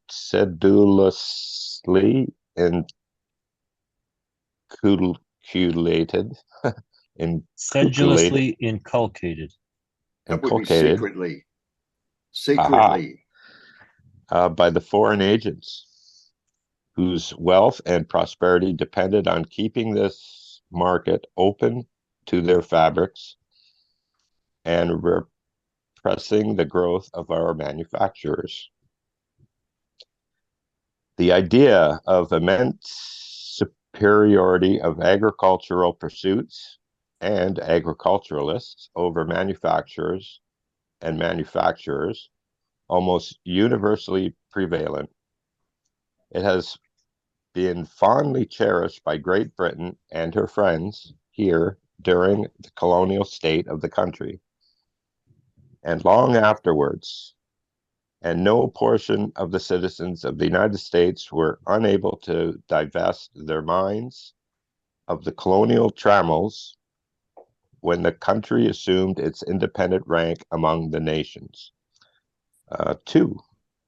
Actually, it was the opposite. It was, and no small portion of the citizens were unable to divest. So, like, so many of the citizens were unable to break free of the colonial pre-revolutionary way of doing things after it got its independence, which is Britain always demanded free trade, right, in the colonies, which was somewhat favorable to raw materials exporters who could sort of like get a better price, but it was terrible for trying to develop factories and manufacturers. So there's this an antipathy between the manufacturer and the farmer because of these old habits, and people haven't caught up with the reality that it's a different kind of nation, right? That he's trying to say, like, that old logic no longer applies to the new world.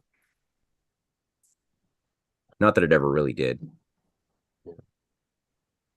Two, the same keen sensibility on the subject of smuggling was manifested, as we have so often witnessed more recently. This was assigned as a reason for admitting 3/4 of all the manufactured merchandise under a duty of 5%.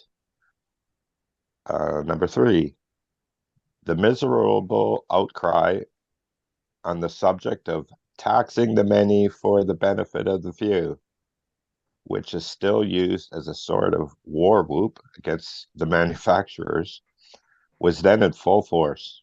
Number four, the backlands. It was asserted ought to be cultivated before the labor of our citizens was diverted off to manufacturers. Number five, the high price of labor in this country was by many regarded as an insuperable bar and a proof that we were not yet ripe for the manufacturers. Number six, the demoralization asserted to be inseparable from manufacturing establishments was among the prominent objections. There is a magic in great names which renders their errors highly pernicious. That Mr. Jefferson is a truly great man is now, I believe, universally admitted, since the baleful passions excited by party have subsided, and the atrocious calumnies which, in the days of faction and delusion, he was overwhelmed, have sunk into deserved oblivion. But that he has had no small degree of instrumentality in giving currency to the system we have pursued, it would be in vain to deny. He had drawn a contrast between manufacturers and agriculture so immensely advantageous to the latter as to have I lost something here. Back again.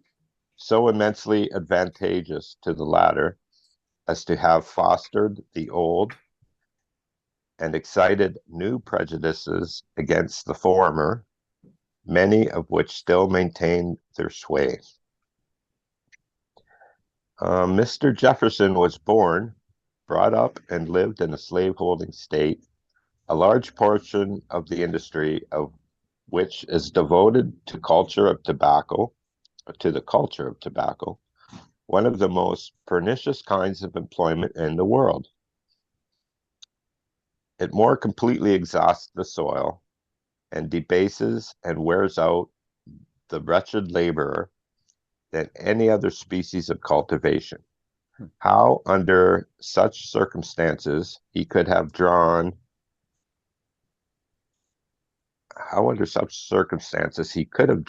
such a captivating picture of the laborers of the field, it is difficult to say.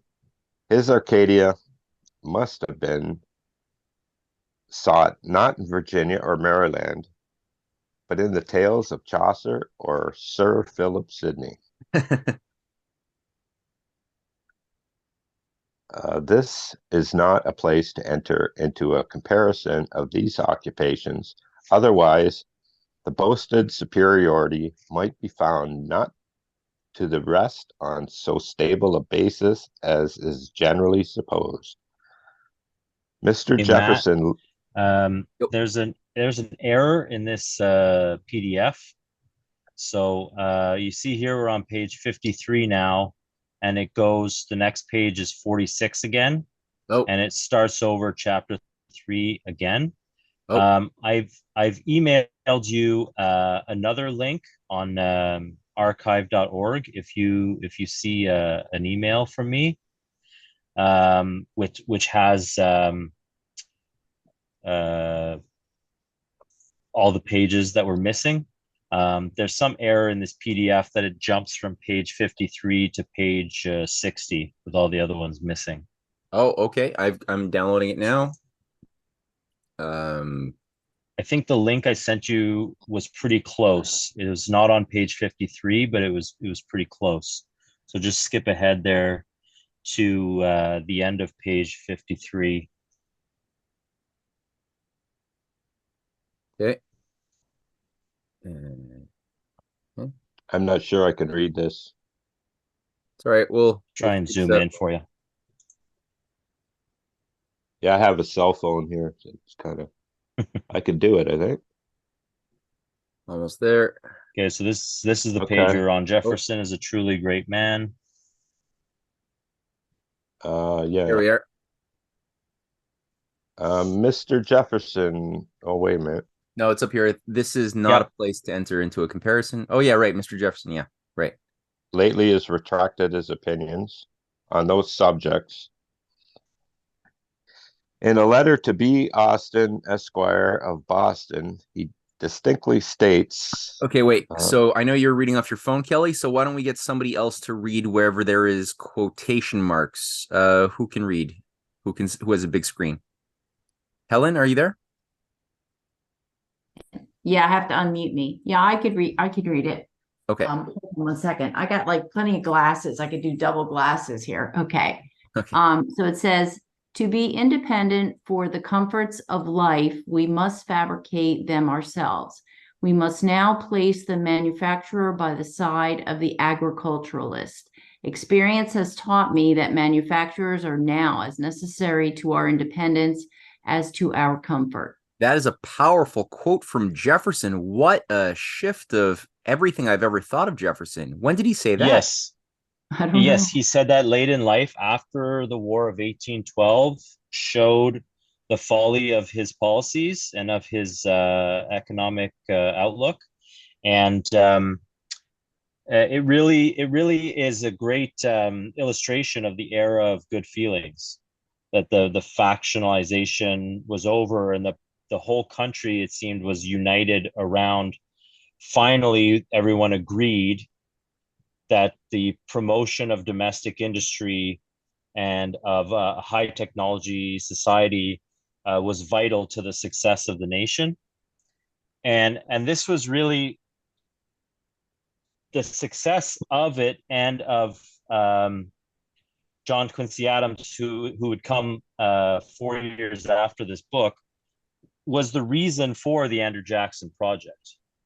Like the whole reason why Andrew Jackson had to be created by the Aaron Burr factions and encouraged into politics was because this this era of good feelings threatened the entire British system of free trade. That it was exposed. It stood exposed as a fraud. And America was united in recognizing this. Even Thomas Jefferson, like, one of the arch defenders of it. Yeah, no, that quote is absolutely gold. I'm so grateful I stumbled on that. I'm going to be using that going forward so much. That's great. What year was it written? This book was written in 1820, right, Sam? Yes, 1820. And as he says, Mr. Jefferson lately retracted his opinions. So Jefferson, late in life, both John Adams and Thomas Jefferson died on July 4th, 1826. So exactly 50 years after the Declaration of Independence, they both died. And Jefferson, very late in life, was converted, particularly because of the calamity of the War of 1812 and the destruction of the treasury the destruction of the Navy, and how they were completely helpless against the British. Hmm. Hmm. Oh, Continue. Absolutely. In order to justify the character, I have given the tariff of 1789. I annex a description of two tariffs, one calculated to protect and promote the individual industry and national prosperity, and the other to destroy both. You want me Um, to read? Yeah, I guess that's a fun comparison of the because yeah, not all tariffs are created equal, right? And Okay, so do you want me to read the sound tariff all the way through and then the pernicious tariff nope, all the no, way through? I don't think so. I think you should do a sound tariff Oh, list okay, one and do and one. number Okay, one, got it. and then yeah, and then just do number one for so bounce back 1 1 2 2. Yeah. Okay. A sound tariff one is renders revenue subservient to the promotion of individual industry and national prosperity. A pernicious tariff number one regards revenue as the grand object of solicitude. Is that what that says? Yeah, Solicitude. solicitude. Okay. Two, on the sound tariff, prohibit such articles as can be fully supplied at home on reasonable terms. A pernicious tariff number two prohibits no article whatsoever, however competent the country may be to supply itself. A sound tariff number three imposes heavy duties on articles interfering with the rising manufacturers of the country. A pernicious tariff number three imposes such low duties on manufacturers as, while they serve the purposes of revenue, cannot promote national industry or prevent or materially check importation. A sound tariff number four admits articles that do not interfere with the manufacturers of the nation on light duties, and a pernicious tariff on number four raises as large a portion of the revenue as possible on articles not interfering with the manufacturers of the nation.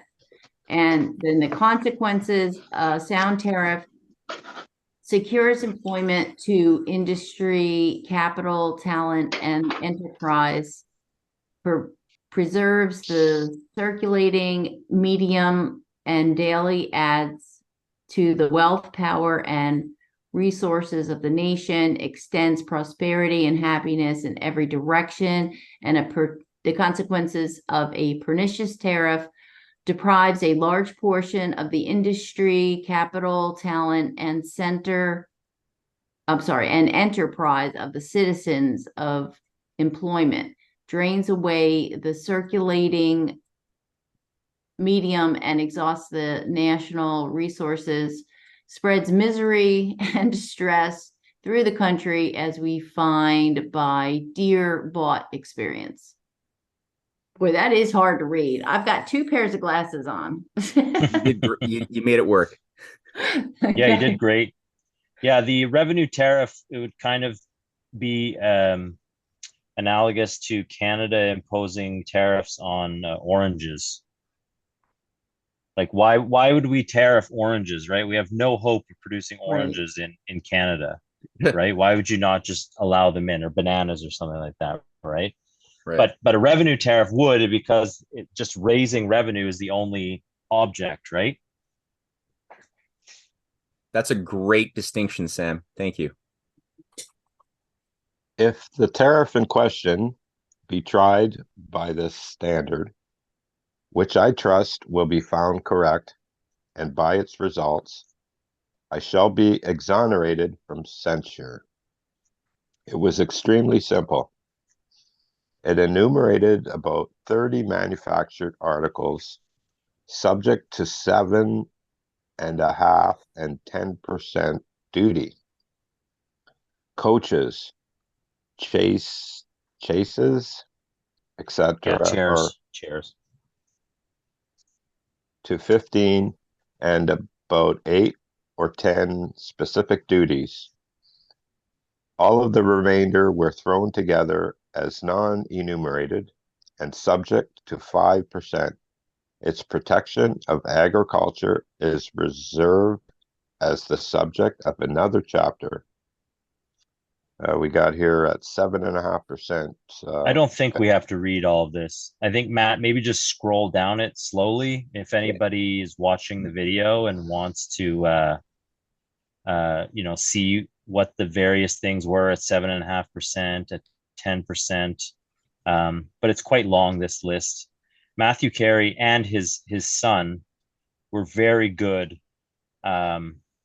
In the harmony of interests, you find tables like this, for example, by Henry C. Carey, constantly enumerating and calculating, the tariff of 1856 to 1860 on this good or that good. So it's more than a book of theory. He actually is like quite precise in his calculations and going over the records.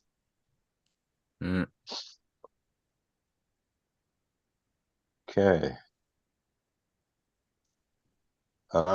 In order to form a correct estimate of the effect of those duties as protection, it is necessary to take a view of the situation of this country and of those which our citizens were to compete, which were principally Great Britain, France, Germany, and the East Indies. Matt, I'm just going to ask you if you can go up. There's just one thing to show on non-enumerated articles subject to 5%. He puts in italics certain things which are important. He's trying to show like how ridiculous this was. So he's saying at 5%, cotton goods of all kinds, iron manufacturers, lead manufacturers, linens and other manufacturers of flax, woolen goods of every kind. So he's trying to emphasize like all of these things we can easily make here, and we do make here, and we should be encouraging to make here and purchase here as much as possible, and that this sort of low revenue tariff was quite ridiculous. Because the tariff was just 5% is just really low and still favors foreign imports on those topics. Exactly. Yeah. Okay. Yeah. It was almost non-existent at 5%. Yeah. Okay. The United States has recently emerged from a desolating war of 7 years' duration, and a peace of 6 years have been destructive to their resources. Their manufacturers were possessed of slender capitals and a slender credit. Workmen were inexperienced, wages high. So inexperienced workmen got high wages. All the expenses, moreover, are of incipient undertakings were to be encountered. The chief counterbalance for all these disadvantages was the freight and commission on the rival articles. Great Britain possessed every possible advantage in the conflict. Her manufacturers had the secure possession of their domestic market and had only to send their surplus productions to this country. Their machinery was excellent. They had drawbacks in general.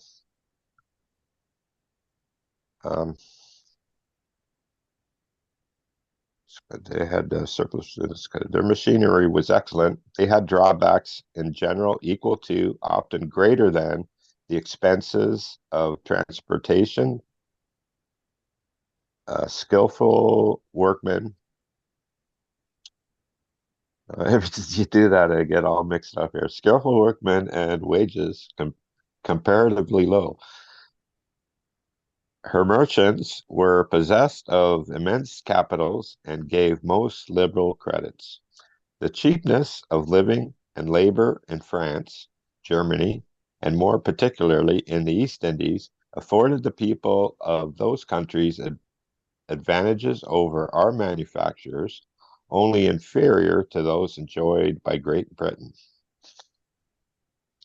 Under these circumstances, I trust it will be admitted by every man of candor that it would be a mere mockery, an insult to common sense, to pretend that 5%, which, as appears above, was the duty on 7/8 of all the manufactured articles imported into this country, was imposed with a view to protection.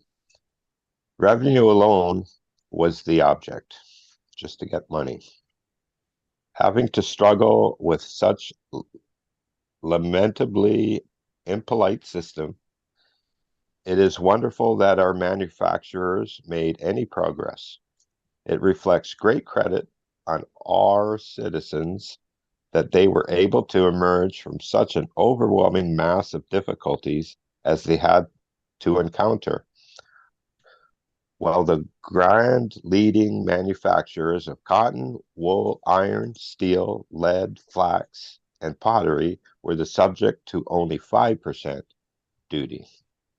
Lest smuggling should be encouraged, it may afford some gratification to curiosity to exhibit a statement of the very high duties on tea, coffee, rum, etc., which yeah. were wholly unrestrained by any fear of smuggling. And then there's a chart here. It's got prices. Yeah, so here he's showing the percentage duty on things like coffee, sugar, rum were much higher, 25, 20, 30%. Thus, a yard of broadcloth or muslin, value $4, paid no more duty than a pound of hyson tea valued at 49 cents. The amount of goods subject to ad valorem duties imported in 1789, 1799, and 1790 and 1791 was as follows. There's the other chart there. The duties on the above were about $2,000.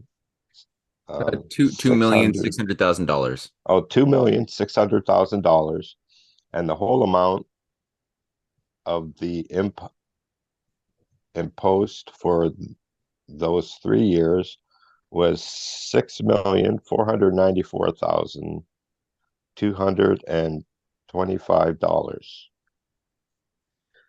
The residue, about $3,800,000, was collected principally from teas, wines, sugar, salt, spirits, spices, and coffee. This completely justifies the character of the tariff, that as a large portion as possible of the impost was levied on articles not interfering with national industry, and that the duties on manufactured merchandise were as light as the exigencies of the government would admit. The manufacturers at this period, as they have done so often since, besought the protection and threw themselves on the liberty of Congress. But as they experienced the same degree of slight as they have done in 1816 to 1817, on the 11th of April, 1789, Samuel Smith, Esquire of Maryland, presented to Congress a memorial from the manufacturers of Baltimore, stating, Helen?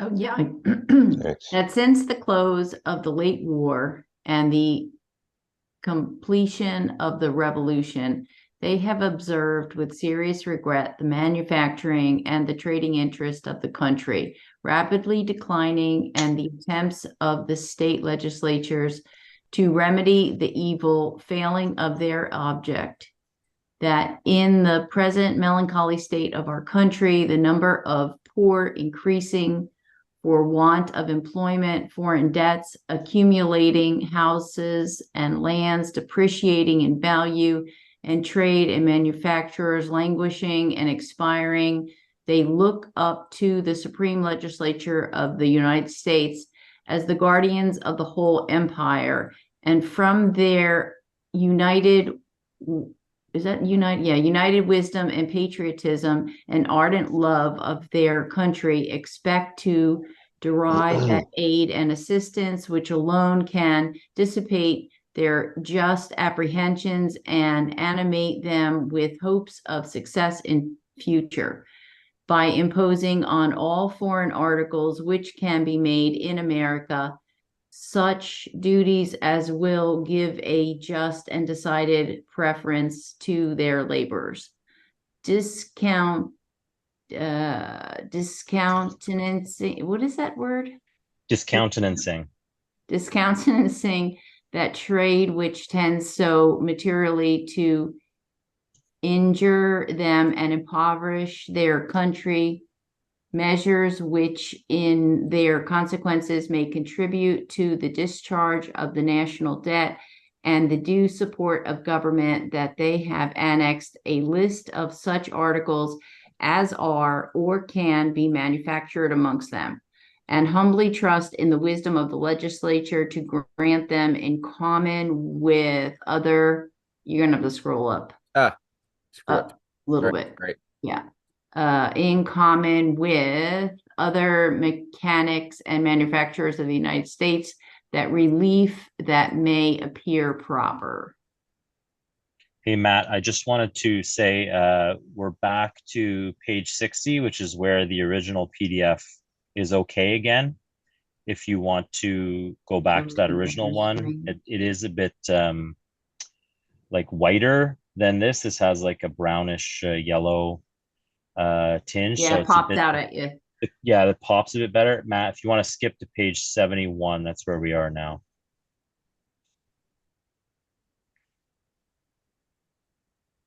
$71 on the PDF? No. Yeah, 71 on the PDF. Yeah, there you go. There it is, page 60.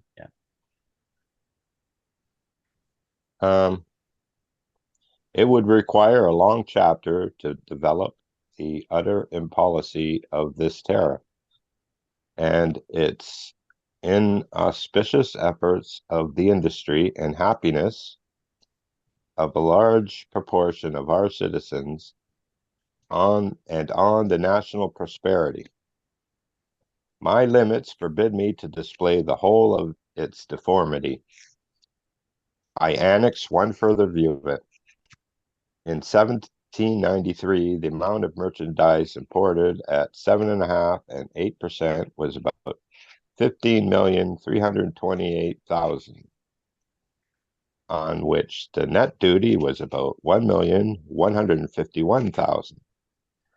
This included all articles of clothing, whether cotton, woolen, silk, except India goods, subject to 12.5%. The net duty on coffee for the same year was 1,226,724, or nearly 10% more than the whole of the clothing of the nation. Let us examine how this might have been arranged for the promotion of the prosperity of the country. Suppose that the duty on coffee had been reduced so as to raise only $700,000, and that the duty on cotton and woolen goods had been raised to 20%, which might have reduced the importation to 8,500,000 and produced 1,700,000, which had made a balance of 2,400,000, which is beyond the aggregate of the duties stated. Or suppose that the duty on coffee had remained unaltered and on cottons and woolens had been increased to 25%, and that the importations had been diminished to $5 million to $5 million of dollars, the revenue would have been unimpaired. What an immense difference. In one case, nearly 7 million, and in the other, 10 million of dollars saved to the country. 300,000 or 400,000 people rendered happy. A market for the farmers for probably 3 million pounds of wool. A market for the farmer for probably 3 million pounds of wool. Yay! And for the planters, 4 million pounds of cotton. But it is a humiliating truth that very few of our statesmen has ever predicted their measures on national views. There are almost all sectional. They do not fall within Rousseau's description.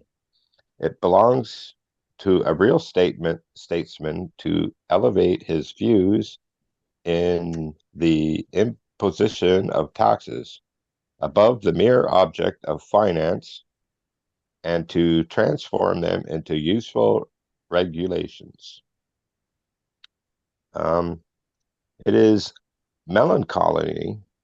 It is a melancholy operation for a real friend to honor, power, resources, and happiness of the United States to compare the tariff of 1789 and the principles on which it is predicated with the preamble to a law of the state of Pennsylvania passed anno 1785, 4 years before. The sound policy, the fostering care of its citizens, and of the resources of the state displayed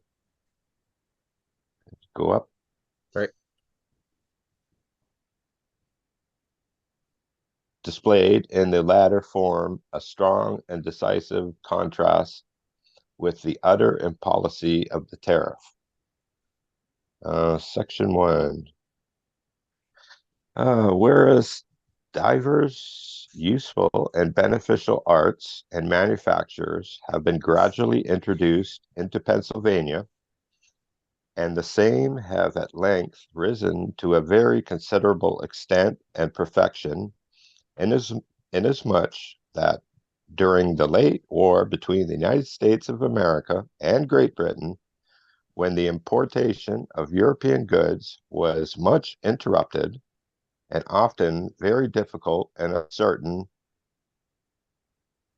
the artisans and mechanics of this state were able to supply in the hours of need not only large quantities of weapons,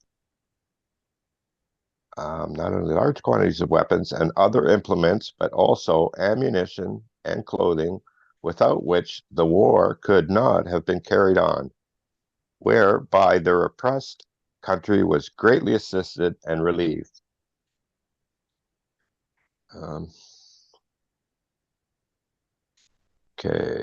Section 2.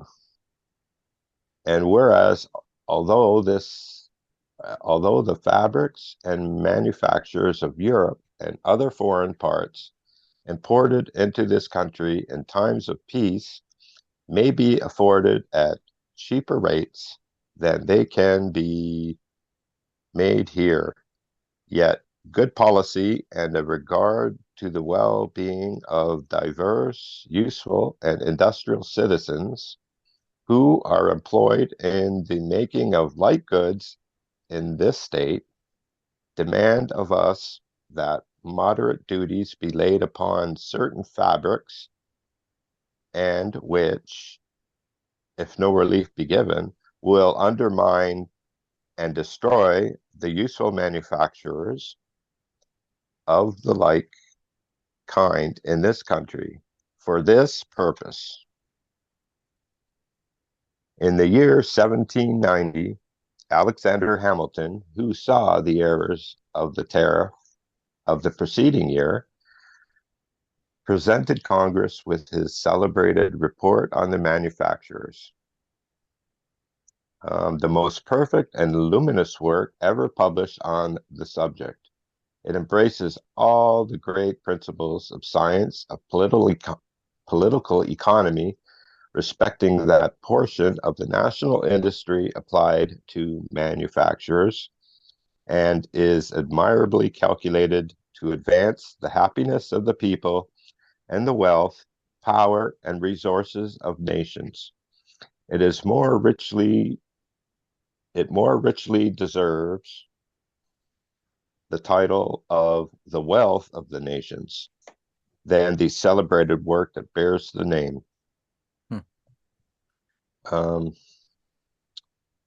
This report swept away by the strongest arguments all the plausible objections on which the paralyzing influence of the tariff rested for support.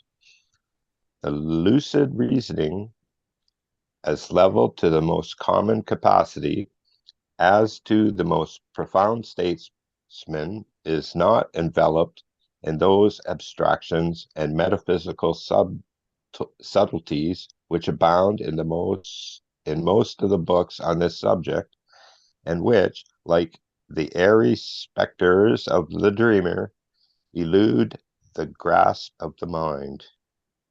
I annex a few of these grand and sublime truths, which this work abounds, and which bear the strongest testimony against and condemnation of the course which this country has pursued. The substitution of foreign for domestic manufacturers is a transfer to foreign nations of the advantages of machinery in the modes in which it is capable of being employed with most utility and to the greatest extent. How many millions of wealth of this country have been transferred to foreign nations during the 30 years of our career? How many? How much of this wealth was used to scourge us at Washington, on the frontiers of Canada, and in the Chesapeake? What a lamentable use we have made of the advantages which heaven has lavished on us.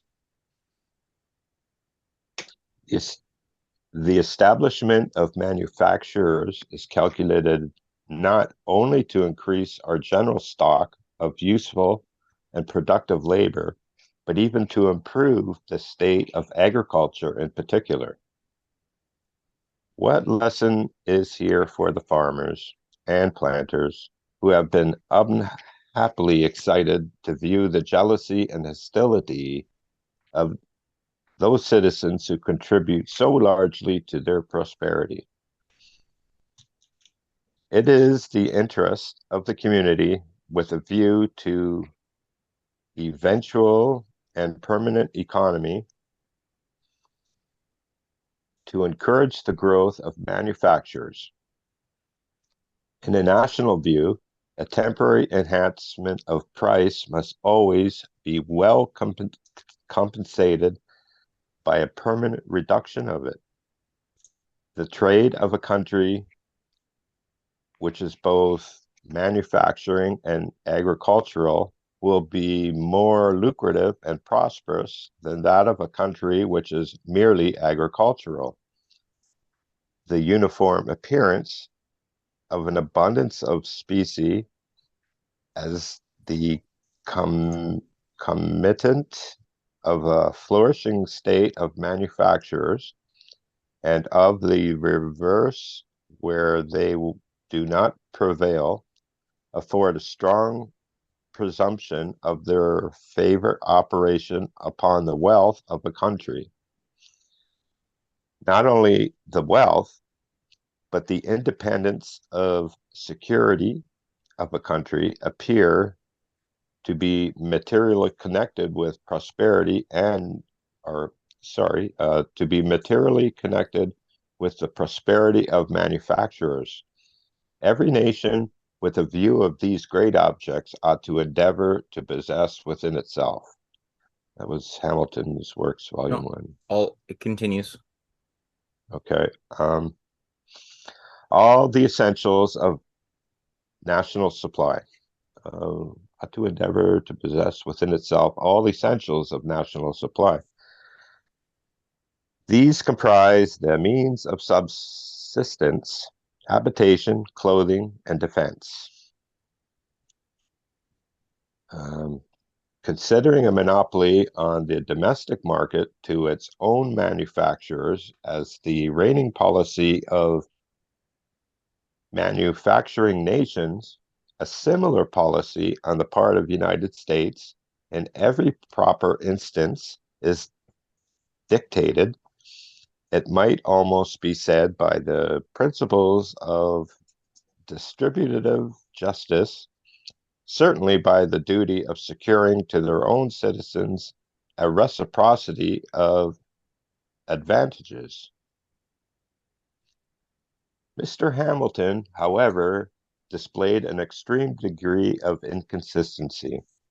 Notwithstanding the conclusive and irresistible arguments of his report in favor of a decided protection of manufacturers, and notwithstanding the failure of many promising efforts at their establishment, in consequence of the deluge of goods poured into the market, instead of recommending an adequate enhancement of duties to supply some deficiency of revenue in 1790, he submitted a plan for an excise on spirituous liquors, which was one of the most universally odious and unpopular measures that could be devised. It excited the Western insurrection, thereby tarnished the character of the country, and jeopardized the government to its infancy. In its infancy. Government in its infancy. However strong the arguments may be in favor of an excise on spirits, in a moral point of view, it was under existing circumstances extremely impolitic for the paltry amount raised. For the paltry amount raised from it for a considerable time after its adoption, it was not worthwhile to incur disaffection of its citizens.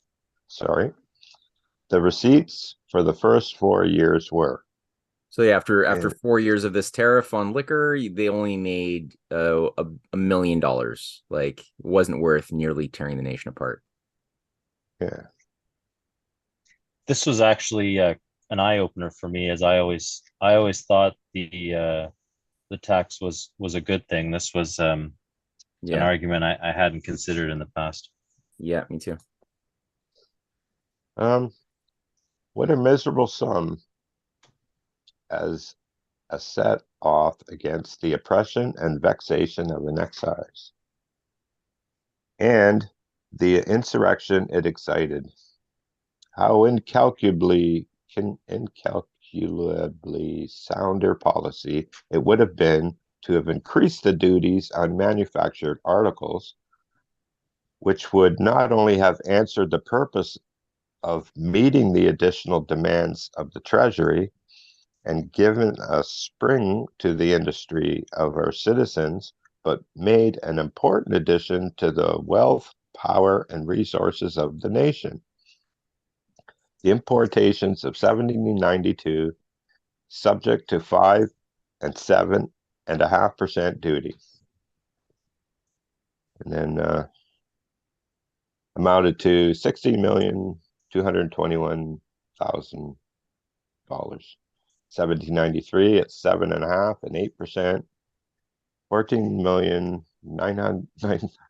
Oh, you don't have to read each one, man. Okay. Blah blah fine. blah. The, Blah blah the, blah the, blah. du- the duty increases, and after 4 years, $65 million is made.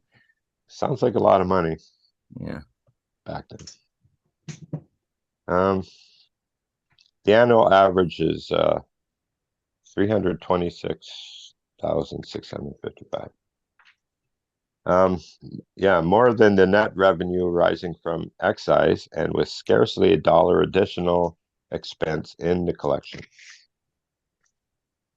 All right. I think we made it. We made it. We made it. Ole. Yay. Great. Chapter 5, we'll pick up next Wednesday. Good job, Kelly. Thank Yeah. you. Yeah, good job, all. And hopefully we will see. Was it Paul who had Yeah. the cough? Still got it, So mate. we'll hopefully have you back at 100% next week. And I'll happily be a reader. Yes. Cool. All right. Normally Okay, folks. we'd shoot the shit for a while, but it's pretty late. So let's key off for tonight. And then this Sunday we have a presentation on the science of mind by a very interesting figure who brought Cynthia and myself to Ireland. She's a real mover and a shaker named Sarah Haboubi. And then we'll meet back here on Wednesday at 9 p.m. again. All right. Good night, everybody. Sounds like a plan. Catch you Good then. Thank you, guys. Good night. Good Good night. night. Thanks, you. all. Thank you.